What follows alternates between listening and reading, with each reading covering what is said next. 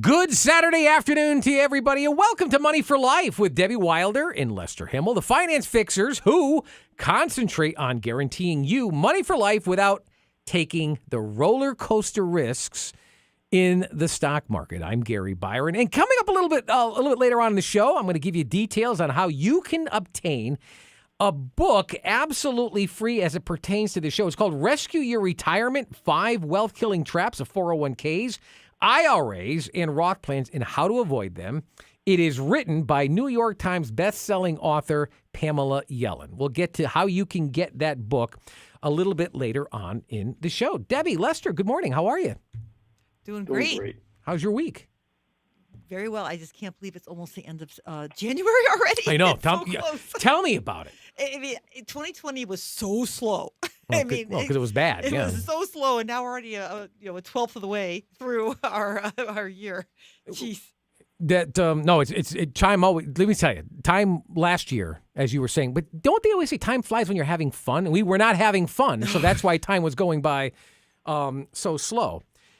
We usually go to the mailbag, and I promise you, folks, we're going to go to the mailbag because somebody has written as it pertains to a topic. They were obviously listening last week because it pertains to the question from the mailbag last week. But I promise you, I'm going to get to that. I've got a question, though, and I thought of it this morning as I was driving in, and I've heard this commercial several times on radio. It has to do with cookie cutter methods and how, it's not one size fits all. And but there's a particular line that is used. We make money when you make money. Do you know what I'm talking about? Or Lester, do you know have you ever heard this before? And Absolutely. What is that all about? I mean, is that how you make money? Let me explain how stockbrokers, today they call themselves investment advisors, how they make money. Mm-hmm. Years ago, it used to be a percentage of the commission on a stock trade, a purchase or a sale, or a bond trade, and so on. And over the course of time, we went into what are called wrap fees. That is, you have a portfolio, and the investment advisor collects a percentage of the amount of money under management. And a wrap fee is what it's called. It wraps around the portfolio. And the typical charge can be anywhere from 0.5% to 2.5% of that asset value. So when they say we make money when you make money, well, if your portfolio doubles in value, they'll make twice as much money, right? Because they're just getting a percentage of whatever's there. So increase the amount of dollars under management, you've increased the number of dollars they collect. The misleading part of it is, they say we make money when you make money, meaning we're going to make you money. And the answer is, really? Well, let's hope that's true. It may or may not be true. But yeah, I get that. If I make more money, then I'll pay you the 1.5%, and I'm not going to complain about it. But I just have a problem with the certainty of it. Well, is it hinged on the more money that I want you to make more money, because the more money you're going to make is going to be the more money I'm going to make. So there's incentive for me to have you make more money. And then you're sitting there going, right. Well, hey, the guy's got to make it. As long as I'm not making more money, why not? He should make a few extra bucks too. He did it for me. Right. Or she. The other side. If you don't see an increase in portfolio value, does the guy get paid? Yes. Oh, yeah. Absolutely. They're going to get paid regardless, right? That's the point. Right. If the market goes down and your portfolio value goes down, does he get paid? Yeah. Yeah, not as much, but he still gets a percentage of whatever's there, right? So he makes money when you don't make money. Yeah, well, that's true too. Right, but okay, so then is it fair to say the more you make, though, the more that your advisor would make too? And even though he's going to get paid, he or she's going to get paid when you're not making money or even when you're losing money. But isn't it true, though, that they do get paid more as long as you're making more? So there is incentive for them. Yes. So what determines that you'll make more? Their advice, their knowledge. Really? No? In theory. What if it doesn't work? What if the market goes down? And here's another part to it. Some people, most of these fees are not annually January to December. They're quarterly. So you could have a great quarter, and they take their fee for that quarter, and they make double because you made double. And then the next quarter could go down 50%, and they're still making their fee, and you made nothing. Yeah. Okay? And It works that And way. there can be double dipping too, depending on the firm you're working with. I'm sure you don't want me to go into the weeds, but the idea of new issue distribution, the idea of bond distribution, the idea of any number of different things that you might do with investments, the difference in commissions in addition to wrap fees on some of the placement of securities comes into play. So rather than get into all of that and create more enemies, I think we should just assume that the idea of we make money when you make money is true. Now you just cross your fingers to make sure that you do make money. That's not a certainty, and that's what it all comes down to. Right. They made a very clever marketing line that sounds like they really want to do better. And, who doesn't? Who doesn't want to make money for you? That is the goal. Yeah. But the reality is they're not always going to make money for you, but it's taboo to talk about. We're not going to tell you what happens when you don't make money. They just don't talk about it. I guess it's just so disheartening that there's dishonesty in the world everywhere. I get that, so why shouldn't it be also in the financial field, Well, it's not so much investment. dishonesty. I mean, it's true what they're saying. It's just, is it going to happen? Let me tell you a quick story. I was working with a new client not too long ago, came into me and said over the course of the last 11 years, and he was working with within the top 5 Wall Street firms at the time. Within the last 11 years, my money has not grown a dollar. 11 years, one of the top firms. And I said, why are you still working with this advisor? Yeah. He said, he's a great guy. But you're forgetting the reason why you went with that. Just be friends with him then, and hire somebody else. Very that's hard. why he came to see me. But that was a true story. It is a true story. It's very hard to fire a friend. That's why they say never hire a friend or family member, right? But they suck you in because I'm here for you. I'm going to give you the best advice. And then Well, what happens? you're always You're always looking for a connection, and do you know anybody in the business or and when you know somebody in the particular field in which you're inquiring about, I guess you're more apt to go with the person that you know than the person that you don't know, right? Because we're all, I think, trained or conditioned where the person that you know is not going to screw you. Well, you hope. You hope. They don't mean to. With my story, let me add one little bit of texture to it. It's not that the markets never went up or the investments never went up. It's just that on balance, over time, whatever he gained, he lost. Market went up, market went down, market went up, market went down. The net result was no gains. And that goes back to averages, where the market went up and down, and you averaged 10% a year in the past 11 years. And how much did he get? 0.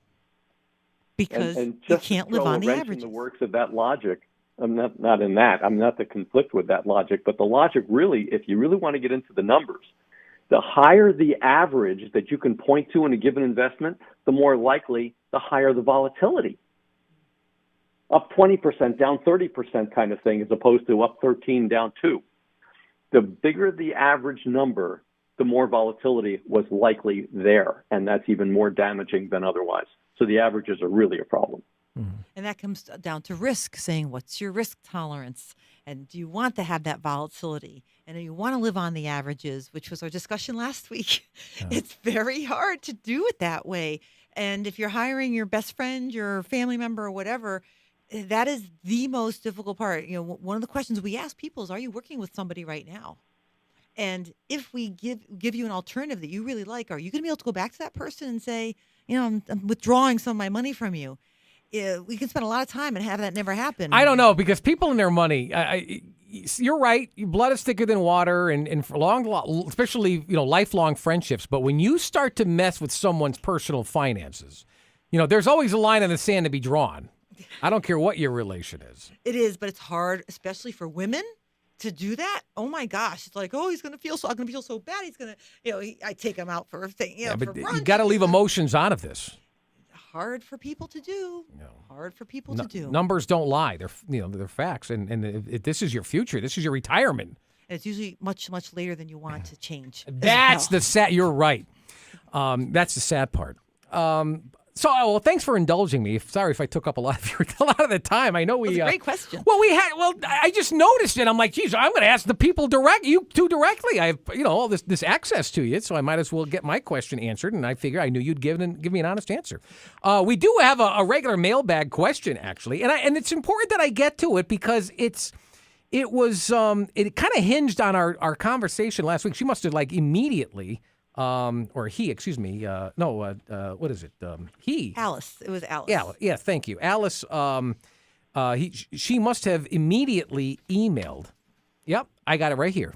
Right after the show aired, or while the show was airing.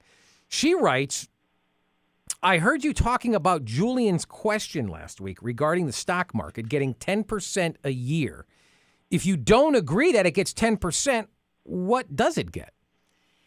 Alice, great question. And thank you for listening and really asking that question right away, because we spent a long time on living on the averages and what that really means. But it was important. And just like what we talked about here, it's like this guy should have been up a lot of money over the past 10 years and he got zero. Mm. So Alice, what we work with whole life insurance, and after the policies get rolling, we expect between 3 and 5% tax-free in today's world. Remember, this is a tax-free financial vehicle. Right. The big problem, because you're thinking 3 to 5%. Okay, Deb, fine. Why should I keep listening to you? I'm going to turn you off right now. Don't do it. The big problem is not that it gets 3 to 5% tax-free. The really big problem is that you think the other stuff gets 10%. So that brings right into, is that really true? So if people are using averages, isn't that useful or not? Gary, it's a good question, but as we discussed in the past, and I know you're on top of this, no, averages are misleading. They're terribly misleading. Now, let me go into the weeds for just a moment. Mm-hmm. I'll try to keep this simple. Imagine you walk into your investment advisor and you say, I've got $10,000 burning a hole in my pocket, or $1,000 or $500, whatever the figure is, $1 million. What should I invest in, you say? And the advisor immediately says, well, over the last 10 years, this investment returned an average of 7.3%. So this one's not bad. How about if we look forward, if we can replicate the last 10 years, over the next 10 years, 7.3, well, wait, let's use 6.3, we'll be conservative. Mm-hmm. In 10 years, at 6.3%, you'll have this much money. How does that sound? That's the way it's done, right? Mm-hmm. What you've just heard, folks, is in looking back over the last 10 years, the average return was a conglomeration, a summary of percentage changes, not returns. That's number one. Mm-hmm. And what happened there was actual volatility with changes in your dollar values were erased. In looking forward, with the 6.3 being conservative, that 6.3 projection going forward ignores the potential for volatility. And to which you say, well, volatility doesn't matter because I'm going to use the average anyway. No. Average change is not the same as the returns you're being told. And when you get to the end of result in another 10 years, your dollar values will not be as expected. Mm-hmm. That's the key. That's why we say, you really think you're getting 10%? No. That's a misquote. It's a misstatement, and we really should dig into that a bit. Well, I mean, I don't want to look at my account every week. I'll drive myself crazy. Well, exactly. But unfortunately, that's the reality of life, right? Life does happen. We have to get involved with exactly what you're invested in. Let's go to, no, we don't use cookie cutters. However, when we create a portfolio, when an investment advisor creates a portfolio, it hinges on how old you are, how much you have to invest, what kind of risk taker you are, what you believe in terms of which sectors to get involved in, all the different things that really should come up in any sort of a financial investment conversation. But the idea of what you do, we believe, should minimize volatility, maximize certainty. To the point of exclusion of returns, to poor returns? No. We want to be competitive. We want to give you something that gives you something to live on, gives you something to get happy about, to rejoice. Sure. But the idea of volatility is so misunderstood in the investment world, specifically and mostly by investors. Not that financial experts necessarily harp on it or that they fully understand it, but the investor generally doesn't get how volatility can wipe them out or at least damage their results. I don't see how they wouldn't know that. Maybe they don't want to share that information, but they've got to deep down know that. It goes by that. Well, but we talked about was blind faith. Yeah. Really, how many people just sign on the dotted line for the 401k? Okay, I'll take it. I'll take the match. I'll put more in, and in 40 years, everything will be fine. And they say, oh, pick what you want. Okay, I'll pick these 3. Okay, I'm done. You go back, and you just literally forget about it. And it's very disheartening for the people who we're talking to at 62, 63, 64 who want to retire in 2 years. Like, wow, it's like I have my 401k. I've been filling it to the max all these years. And one person just talked to me last week and said, I look at the balance. I'm like, something's just not right here. I should have a whole lot more money than I actually have. And that's just so disheartening to, for them. And then they're calling, saying, what can we do? And I always go back to it's never too late, but you have to change the way you think about money. But people are creatures of habit, Debbie. They're a lot of people are afraid of change, and they're afraid that, what's that old saying? What's worse, the devil you know or the devil you don't know, right? Well, you may say, because it's easy, you're on the inside, you know this. You may say, well, this is good for you, but people they're afraid. People may be more afraid of change, but not as afraid of not being able to retire comfortably. Wow. That scares them way more. That's a great point.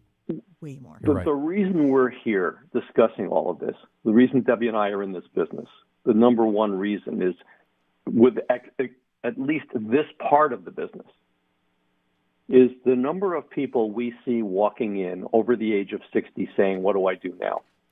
Right. That is so true. This is not something we dreamt up on a Saturday afternoon. This is real. The number of people that are frustrated, that are disappointed, that are scared to death, this is a real big deal. And for us to attack it, as I keep telling Debbie, somewhat tongue-in-cheek, I know we're going to make enemies. I know an investment. I grew up on Wall Street, basically, professionally. The number of people that I've known over the years that are involved in investments is not a small number. And I know for a fact that there are some people that are thinking, what's this Himmel guy saying? What the hell's wrong with this guy? This is reality.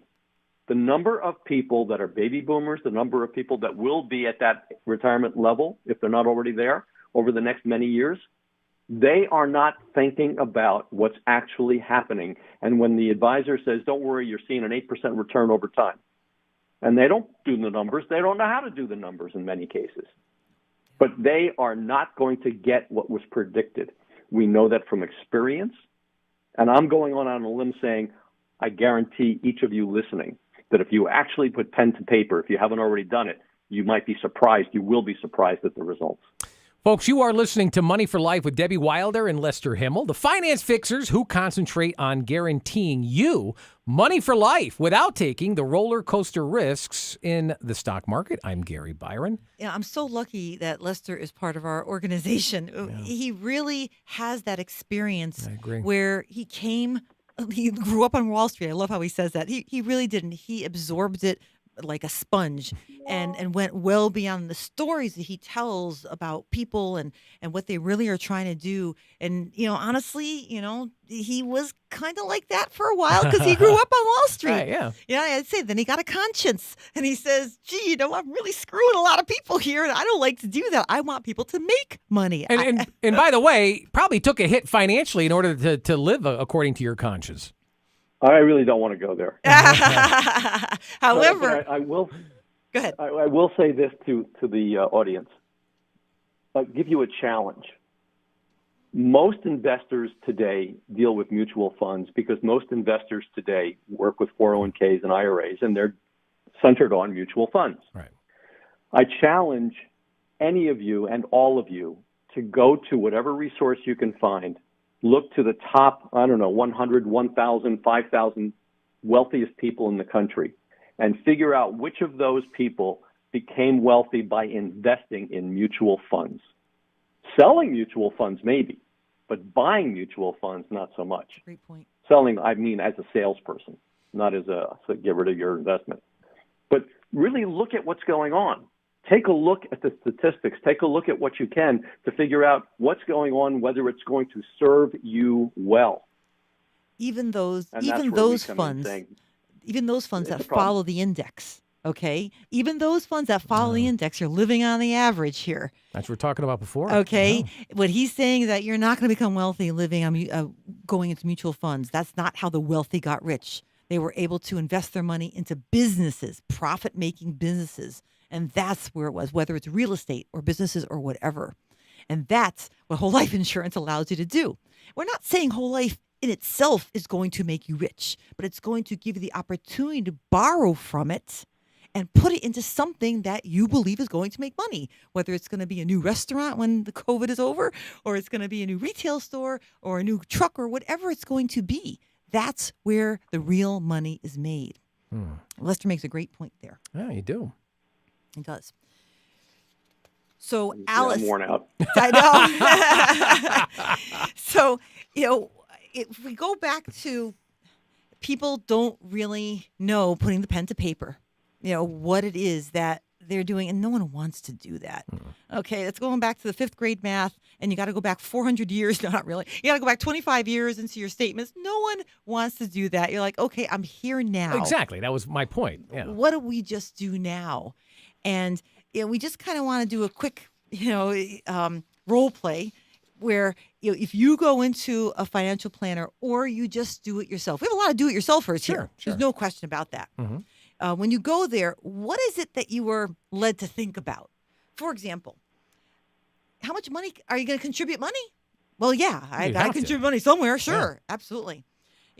How much will you continue to put in? Yep, I'm going to keep putting in money because I don't have a lot of time left and I better be able to do that. And what are you going to have at age 65? And that's the big question mark. Who knows? Or 70 or whenever it is you peel into you really don't know. And that's what the general public and conventional planners think about. We ended the last show about they do things backwards. They start when you're young and project as you're old. We want to have certainty while you're old and go backwards for when you're young. Now, Yeah, we make a joke about that. As we said last week, just to repeat quickly, the whole conversation seems to center on, well, how much can you put in? How many times can you put it in? Here's what you'll have at age 65. There's your conversation. But the way we approach it, the way we believe it should be approached overall is to start at the other end. Here's what happens when you're in retirement. What age will you be when 65? Okay, fine. Let's start at 65. And let's look at the textbook that tells us exactly how to approach all of this. Chapter 1. How many years will you live, and what kind of money do you need for that? Are you sure you don't want to be poor? Me too. Okay. Chapter 2, will you be in good health for your entire retirement? If not, what will it cost you to make sure you cover your bills? Chapter 3, what do you want to do for legacy for the family, or protect your spouse, or protect the kids, or do you have any special needs in the family? And it goes on and on. But the idea of simply going in, talking about the planning up front and ignoring volatility and ignoring or accepting the use of averages as if it means as much as you think it might, you're really not doing yourself a great deal of service. You're really not helping yourself as much as you think. That's very true. And then we go through other questions because people, is a 37-year-old going to say, "Oh, long-term care, gotta get it"? They're not even thinking that. No, They're not, unless they have a mother. Nor they're were taking, you at 37. Well, thinking that. it just so happened to be my mom was in her late 70s at the time and needed it. So I was actually, she died when I was 42 years old. So those last 5 years were awful. that's sad. And I had to do the whole long-term care thing. And that's exactly when I bought my long-term care policy. I said, I did it with both my husband and me, like, I don't want to go through this. I want to make sure that we have enough money. So obviously, if you get hit across the head with it, you're going to do that. But if you don't have any experience with it, they're going to say, who's going to think about that? But we want you to think about when you're 82. Oh, yeah, I could be pretty ill. I hope to be healthy, and I'm eating vegetarian and vegan and all that, and I'm going to be real healthy. But, yeah, I could have hip problems. I could have issues where I may need some help. But that at least gets them thinking about it. Wow.